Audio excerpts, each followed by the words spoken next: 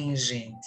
E hoje nós vamos falar, dando continuidade aqui a esse trabalho, a esse bate-papo que a gente começou aqui com essa turma sobre a criança ferida de cada personalidade do Enneagrama. Nós estamos falando para um grupo de pessoas que buscam autoconhecimento, né?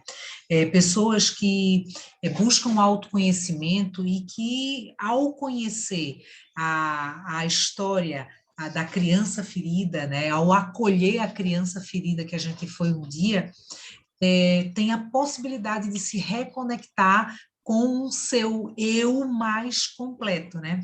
Mais completo. Então, é disso que a gente está falando aqui. Nós falamos já dessa criança ferida, das três personalidades dos ativos, falamos das três crianças feridas ontem, da personalidade dos emocionais, tipos 2, 3 e 4, e hoje nós vamos falar das três crianças dos mentais, tipos 5, 6 e 7, das crianças feridas, né? Gente, esse tema de criança ferida, novamente, falo que ele é fundamental para que a gente possa se reconectar com o nosso melhor, né? Porque a criança é aquilo que a gente tem novamente mais próximo da nossa essência. O caminho da busca para essa criança é o caminho mais assertivo para encontrar o que de melhor existe em nós mesmos, né? Então, e é importante relembrar que a nossa personalidade se formou não com o que aconteceu na infância, mas com a percepção que cada uma dessas crianças teve na infância, né? Então, essa percepção moldou. Toda criança, é bom lembrar que era plena, que era se sentir amada, né? Por quê? Porque ela recebeu uma essência, ela recebeu instintos em equilíbrio, né? E ela recebeu uma personalidade, vamos dizer que uma predisposição para aquela personalidade, por causa de sua essência. Só que no momento que a criança entrou em contato com a dor, e quando é que ela entra em contato com a dor? Quando ela sente uma das três faltas.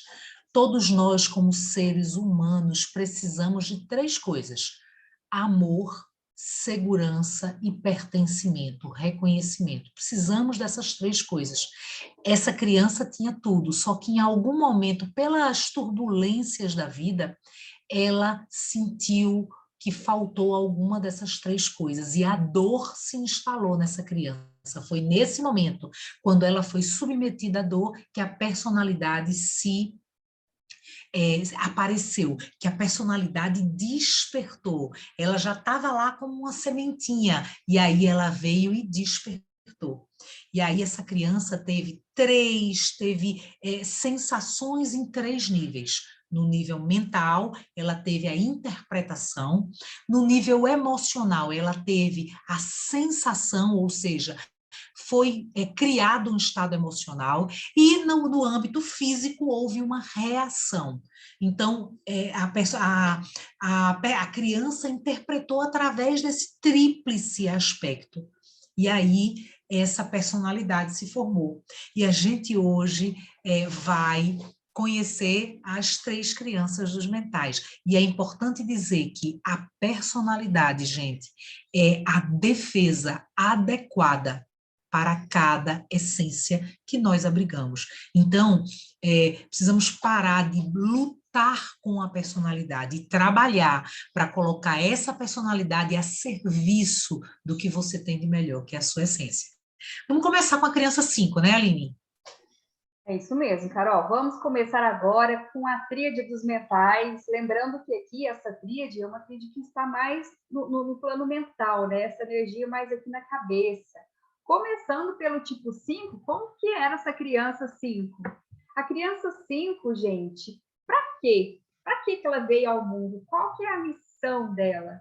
A missão dela é nos mostrar, né, como ter cautela, como não agir por impulso, mesmo quando a gente está no calor da emoção, parar, pensar, analisar.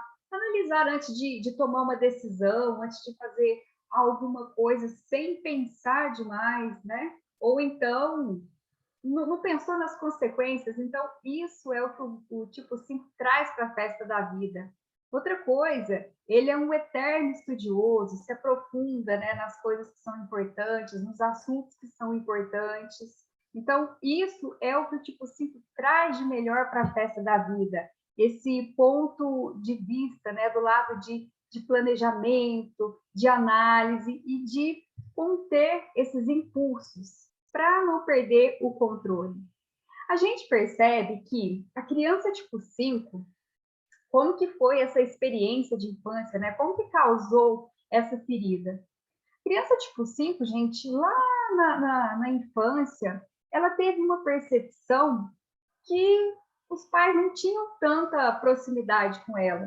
Sabe quando a criança percebe que aquele carinho, aquele amor dos pais, ele não chega até essa criança? E aí ela começou a pensar o seguinte: poxa, esse amor não chega para mim, então não adianta eu esperar muito dos outros. E ela foi experimentando, né, essa certa escassez, essa anorexia afetiva, porque ela queria receber esse amor, queria receber essa atenção, mas ela percebia que não vinha essa atenção. De repente, tinha muitos irmãos, os pais naquela rotina não conseguia, né, atender a expectativa dessa criança, não conseguia atender o que essa criança precisava. E aí foi uma criança que aprendeu, gente, a viver com um pouquinho. Sabe quando não espera nada de ninguém? É uma criança que ela não tem a expectativa dos outros. Para quê? Para ela não se frustrar. E aí ela começa a, a, a, a desligar, como se ela desligasse aquela energia afetiva para ela economizar, né? Para ela minimizar qualquer tipo de sentimento que ela perceba. Porque emocionalmente, do campo emocional, o que essa criança sentiu, gente? Ela sentiu que ela foi desprezada, ela sentiu que o amor que ela tanto queria não chegou, acabou se sentindo vazia, reduzida, sabe? De repente até invadida. Às vezes, né, muito comum, tipo 5 relatar, poxa, meus pais invadiam, me perguntavam as coisas o tempo todo, entravam no quarto sem bater na porta, invadindo mesmo esse espaço que a criança tem.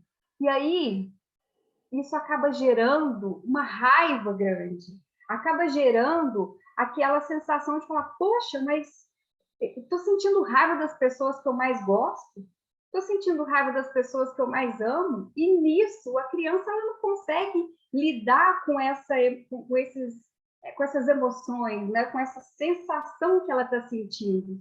E para ela não sentir essa raiva, né? Porque é uma raiva tão forte que a criança tem vontade de matar as pessoas que estão por perto, né? E aí ela começa a pensar o seguinte: eu não sei lidar com esse sentimento, eu não gosto de ter esse sentimento perto de mim. E ela passa, gente, a se desconectar emocionalmente. Ela passa aquela criança que prefere ficar sozinha, aquela criança que prefere brincar sozinha, não interage muito com os colegas, foi para uma festa de aniversário, é comum a gente ver o tipo 5 ali, ó, quietinho, no cantinho, desmontando, montando brinquedo, tentando entender, né, qual é o funcionamento, para que serve cada brinquedinho, porque o tipo 5 ele busca compreender o que está acontecendo, entender, ele está muito aqui, ó, na mente o tempo todo. Já que essa sensação do amor ele não recebeu, ele vai começar a fazer de tudo para ele se desligar.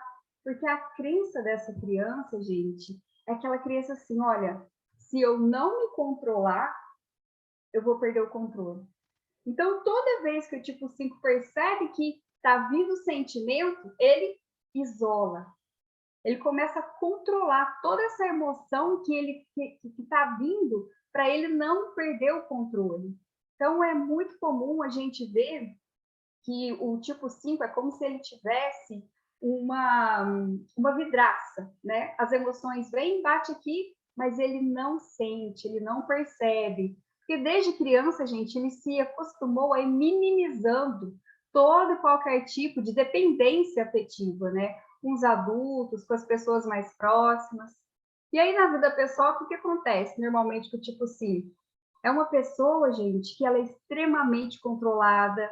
Nós vamos ver uma pessoa um pouco mais fechada, mais introvertida, prefere ficar sozinho. Então, é comum, tipo 5, chegar em casa, ir para o quarto, vai ler algum livro, vai buscar um assunto que interessa para ele, porque ele vai estar aqui, ó, o tempo todo na mente, né, criando as coisas na sua mente.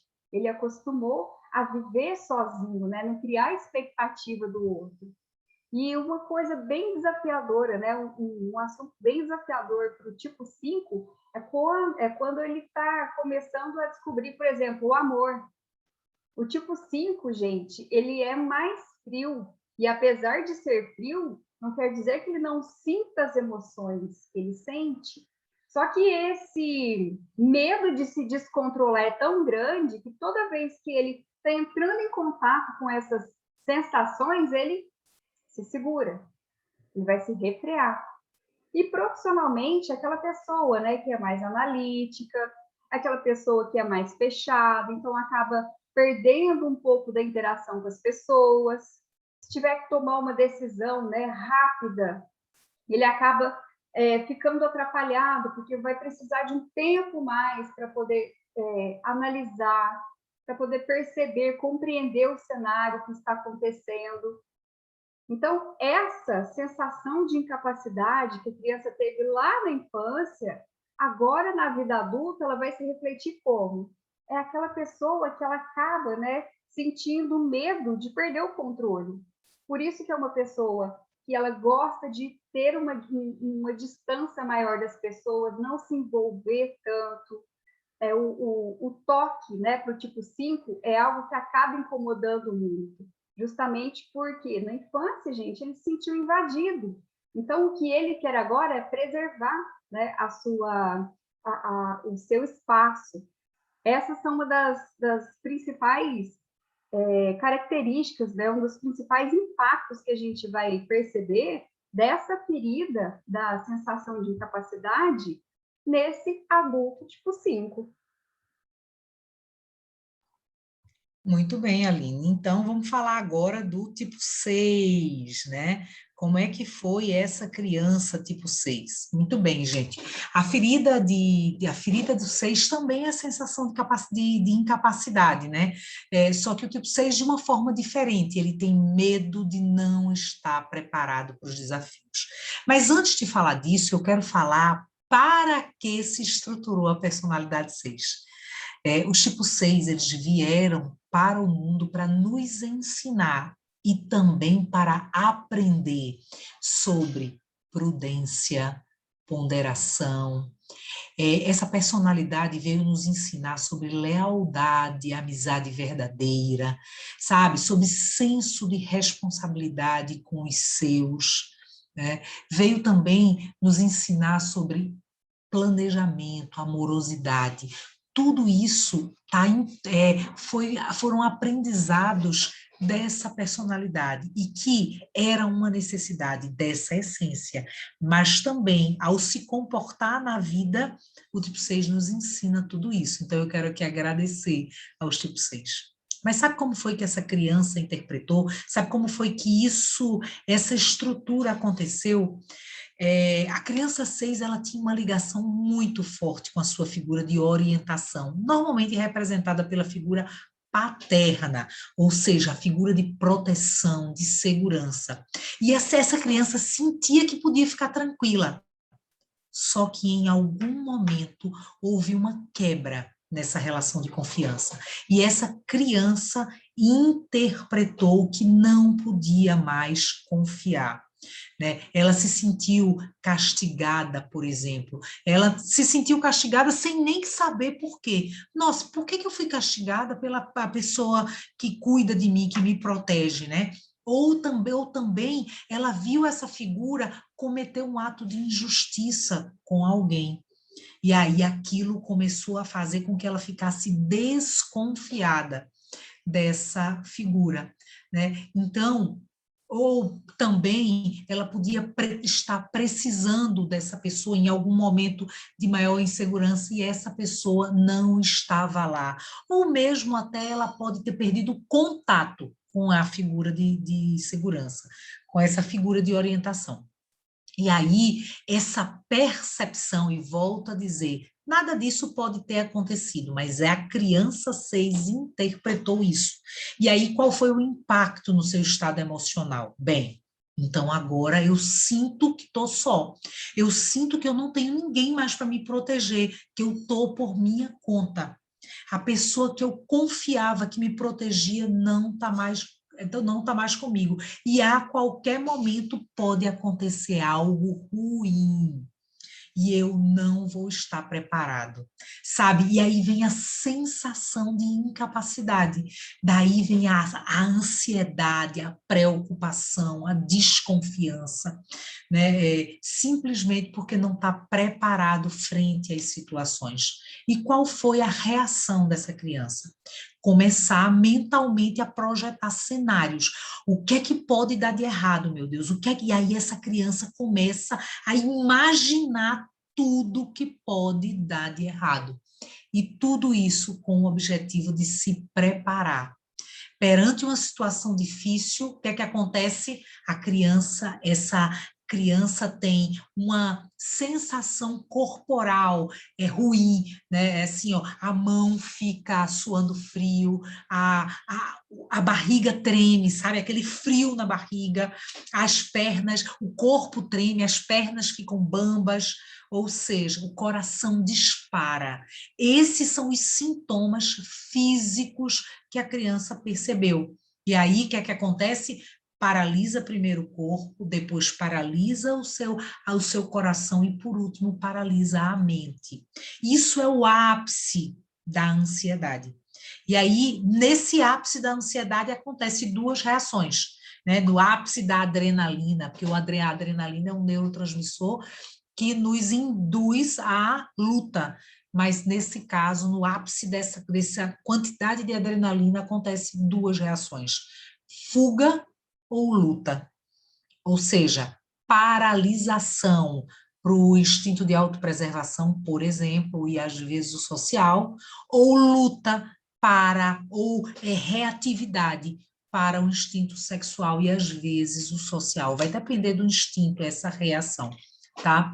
E aí, gente, qual é o gatilho que estrutura essa crença? Bem, eu preciso estar preparado para tudo. A crença do tipo 6 é: eu preciso estar preparado para tudo, porque algo pode acontecer a qualquer momento, tudo na vida é incerto, a qualquer momento vai acontecer uma coisa ruim e eu vou me acabar, eu vou estar despreparado, sabe? E aí esse tipo 6 passa a pensar sempre no pior, né? Eu não tenho com quem contar, eu estou sozinho, por isso quem tem que dar conta sou eu. E aí, gente, foi a partir dessa crença que a personalidade 6 se estruturou e criou uma estratégia para vir para a vida adulta. Né? Na vida pessoal, o que é que acontece? Busca estar a par de tudo que acontece no seu entorno. Então, o tipo 6 na vida adulta não cuida só da sua vida, ele cuida da vida do irmão, ele cuida da vida da irmã. Então, peraí, deixa eu ver o namorado que a minha irmã escolheu. Cara, será que essa pessoa é boa? Será que ela vai formar uma família boa com você? Será que ela vai ser bom pai para os teus filhos? Pô, gente, começou a namorar agora a irmã.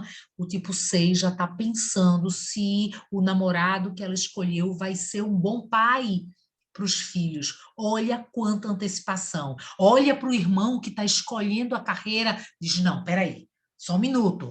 Você vai escolher essa carreira? Não, mas você não vai conseguir se sustentar em longo prazo com essa carreira. E aí começa a se intervir Eu digo sempre, eu tenho uma irmã 6, eu digo sempre, não basta os seus problemas, você tem que se preocupar com os problemas de todo mundo, todos nós que estamos no teu entorno.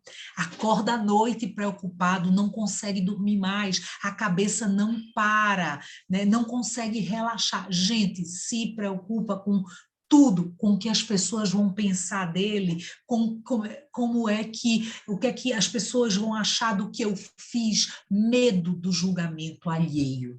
Na verdade, essa é a estrutura, né? Ou mesmo com as possíveis consequências negativas, né? Deixa de viajar com amigos, porque vai que alguém precise de mim aqui em casa, ou vai que as pessoas não voltem no horário certo do trabalho. E aí, gente, vai se desenrolando esse filme na cabeça dos 6, né? Quando você vê, ele passa a vida preocupado com tudo isso. Deixa de fazer intercâmbio porque vai para longe da família e vai que acontece alguma coisa e ele não vai estar lá. Eu me lembro que o tipo 6 disse para mim assim, ó, vai que alguém morre e eu não vou para o enterro.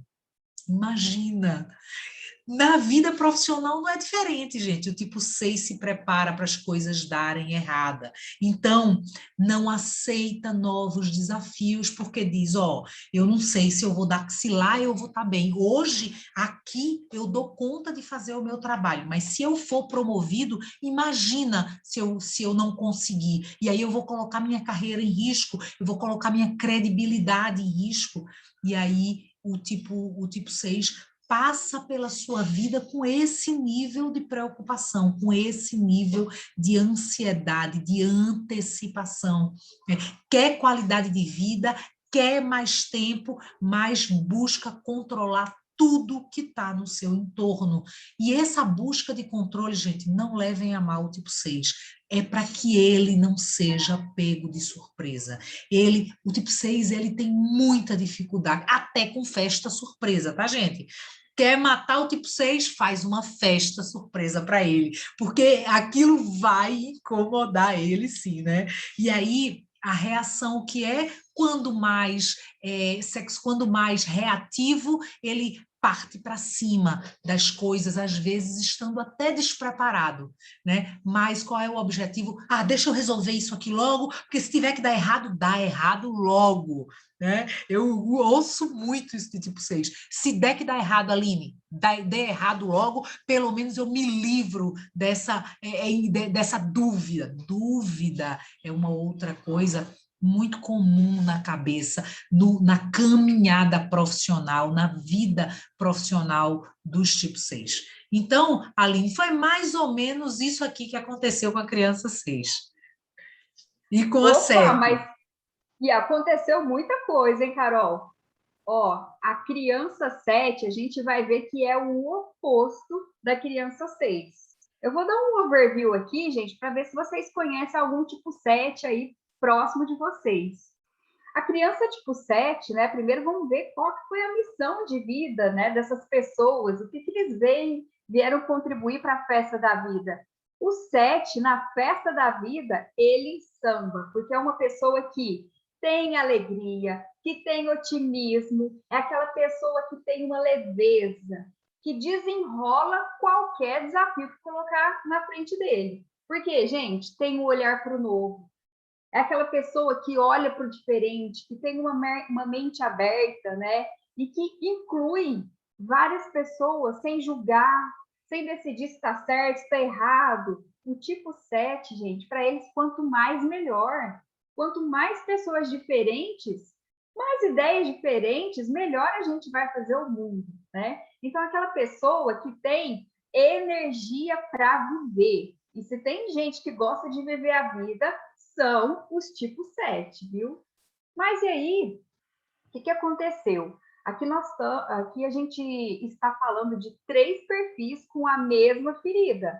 O tipo 5, né? Sentiu essa sensação de incapacidade, só que aí, ó, o que foi o medo dele? O medo do tipo 5 foi de não dar conta de lidar com as emoções. Por isso que ele se afasta, que é um pouco mais frio. O tipo 6, o que aconteceu, gente? Essa sensação de incapacidade dele é de justamente não estar preparado para a vida.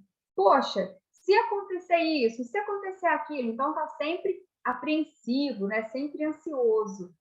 No tipo 7, gente, essa sensação de incapacidade vai fazer com que eles não se sintam preparados para enfrentar o sofrimento, para lidar com a dor. Então, toda vez que o sofrimento, que a dor vai se aproximando, o tipo 7, gente, tem aquela sensação de que vai morrer. Tudo isso por conta da experiência de infância dele. Então, vamos entender o que aconteceu. A criança tipo 7, normalmente, gente, é muito brincalhona, muito descontraída, esperta. Sabe aquela criança que está falando alguma coisa, ela já entendeu tudo, pegou tudo no ar. Chega na escola, aprende as coisas tudo muito rápido. Parece que bota o dedinho na tomada o tempo todo para se sentir energizada. E aí a gente vai entender que lá... Lembra que eu disse ontem na tríade dos emocionais, que eu disse que o tipo 3, né, ele tem uma ferida muito primária. Isso pode ter acontecido no momento durante a gestação. Aqui no tipo 7 nós vamos ver a mesma coisa. O tipo 3 e o tipo 7 são um dos perfis que tiveram uma ferida muito primária, né, que pode ter acontecido ainda na vida intrauterina. O que acontece aqui, gente? A sensação que essa criança 7 teve foi aquela sensação de estar morrendo. Sabe aquela sensação de, gente, eu não sei lidar com isso? Mas como? De repente a mãe tá grávida, né? E tá andando na rua, tropeçou, caiu.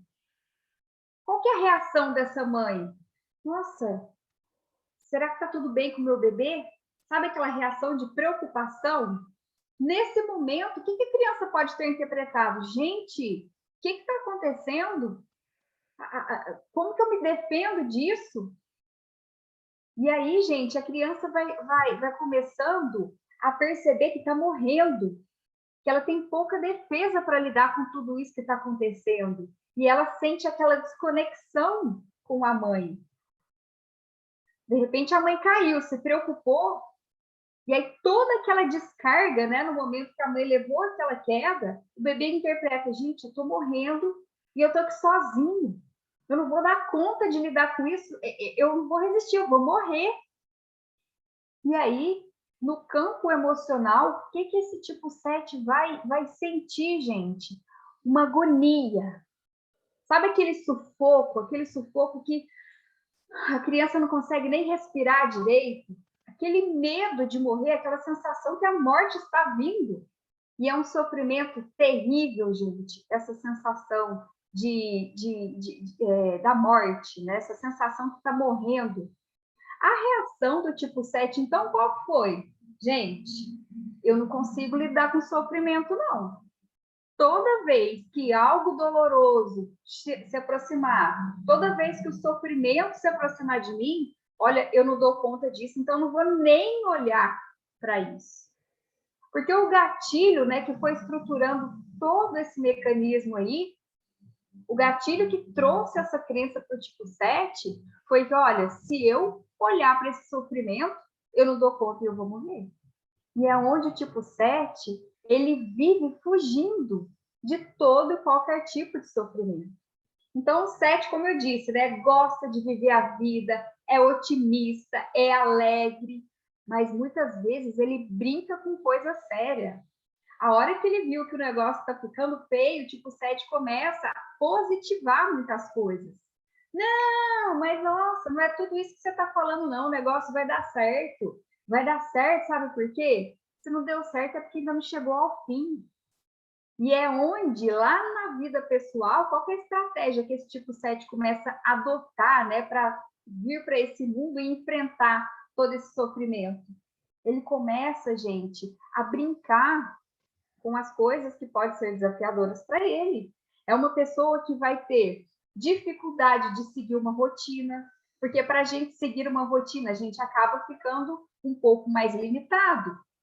tipo 7, né, que gosta de ser livre, gosta de curtir essa liberdade, toda vez que ele se sente preso, a sensação dele é, opa, isso aqui não tá legal, não. Por isso, vai deixando muitas coisas no meio do caminho. Por isso, tem a dificuldade, né, de tratar de assuntos importantes. Sabe quando a gente precisa ter aquela conversa com uma pessoa? É alguma coisa que está nos incomodando e a gente precisa resolver aquela questão? Tipo, 7, gente, nessas conversas, ele, ó, foge. Quando ele vê que o assunto está ficando sério, que meio que o caldo vai engrossar, ele já arruma desculpa. Aqui em São Paulo, a gente usa muito a expressão do lambarim saboado. Pois é, gente, o tipo 7 é mais ou menos assim, ó, lambarim saboado. Ele começou a perceber que vai sobrar para ele, ele já dá um jeitinho de fugir, porque aquilo para ele é um sofrimento muito grande. E a sensação que ele tem é que ele não vai dar conta de superar tudo aquilo. E o impacto, né, na vida profissional do tipo 7, gente, acaba sendo que muitas vezes ele acaba perdendo a credibilidade. Porque é uma pessoa que está sempre olhando para o novo, é uma pessoa que está sempre olhando para o diferente. Então, a cabeça do tipo 7 está sempre voltada a várias oportunidades. Se ele está com um projeto em andamento, ele viu uma oportunidade, né? Imaginou que aquela oportunidade vai ser boa, vai valer a pena, vai ser prazerosa, ele não tem problema nenhum de levar duas coisas ao mesmo tempo, porque é uma pessoa multifoco, ela consegue fazer mais de uma coisa ao mesmo tempo, e isso aí dá gás para o tipo 7. Só que o desafio, gente, é quando o negócio começa a dar errado, quando começa a ficar um pouco mais burocrático, quando a gente precisa de dar aquele gás, né? Todo projeto, todo começo de projeto é como se fosse um filho, a gente tem que ficar em cima e exige um pouco de rotina, e aí a hora que começa a ficar chato, a hora que o tipo 7 percebe que a liberdade dele está meio que indo embora, ele fala, não, quer saber? Não é nada disso que eu estava pensando, não, eu pensei que fosse diferente, não tem problema não, deixa isso aí no meio do caminho que a gente começa outro. E nisso ele vai perdendo a credibilidade, né? Então, tem dificuldade de levar um projeto até o final, tem dificuldade de receber um feedback, porque ele tem, né, essa crença de positivar tudo. Não, olha, eu recebi, meu chefe falou que eu precisava de tomar mais cuidado, de ficar mais atento nesse aspecto aqui, mas é exagero do meu chefe. Eu sei que eu estou fazendo, né, gente? E aí essa dificuldade, né, de parar, pensar e refletir sobre o que está fazendo mesmo, porque o que o 7 gosta é de olhar para o lado bom da vida. E nem sempre, né, a gente pode só olhar para o que é bom. Muitas vezes a gente precisa de encarar desafios, e é encarando esses desafios que a gente vai superar, né? É aprendendo com as coisas que nos acontecem no dia a dia que a gente vai aprender a lidar com isso e superar. Então, essas são os principais impactos, né, que essa ferida da sensação de incapacidade, né, de fugir de tudo que começa a ficar doloroso ou que traga sofrimento para o tipo 7, é justamente aí que ele acaba tropeçando, tanto na vida pessoal, quanto na vida profissional, nos relacionamentos, quando começa a ter muita DR, quando começa assim, ó, a esposa ou a namorada fica perguntando, poxa, mas vem cá, chegando em casa agora? Onde que você estava? Estava fazendo o quê? Tipo, o 7 não gosta disso não, gente. Ele gosta de viver uma vida livre. E quando a gente se compromete com uma pessoa, nem sempre dá para fazer o que a gente quer, né? Tem mais uma pessoa envolvida ali na história. Então, esses são os impactos que pode causar desafios para o tipo 7. Muito bem, Aline, que coisa boa poder ter falado dessas 9 crianças, dessas 9 interpretações da vida, dessas 9 dores, dessas 9 feridas, dessas sensações, e que cabe a nós, a criança lá na sua origem, ela não tinha repertório emocional. Nós hoje, como adultos conscientes que buscamos ser, porque todos nós buscamos ser adultos conscientes, principalmente nós que estamos aqui, né? Estamos aqui por quê? Porque nós estamos buscando uma trilha de desenvolvimento, nós estamos comprometidos com a nossa caminhada, porque a nossa vida é exatamente uma jornada. Então, hoje a gente já sabe que nós precisamos construir um caminho de volta, um caminho de acolhimento dessa dor, desse sofrimento que a nossa criança interpretou. Então, aqui o nosso conselho, o nosso desejo para você é que você se reconecte, que você encontre esse caminho para buscar, acolher e não mais decidir para essa criança, mas decidir com ela. Acolha, traga ela para junto, e aí sim, cada um de nós aqui vai se sentir mais completo, vai se sentir inteiro, para que a sua jornada tenha mais significância, porque é assim que nós vamos estar mais próximos do que é a nossa essência. E eu não me canso de dizer, cada uma das vezes que eu falo sobre comportamento, que é, em essência, que nós somos realmente felizes. É lá que a gente se sente, sabe aquela sensação de plenitude? É lá que a gente se sente pleno, fazendo o que veio fazer, realizado, nós nos sentimos tomando, empoderados do nosso melhor. Essa sempre é o nosso convite para todos, para que vocês busquem o seu melhor. E quero dizer que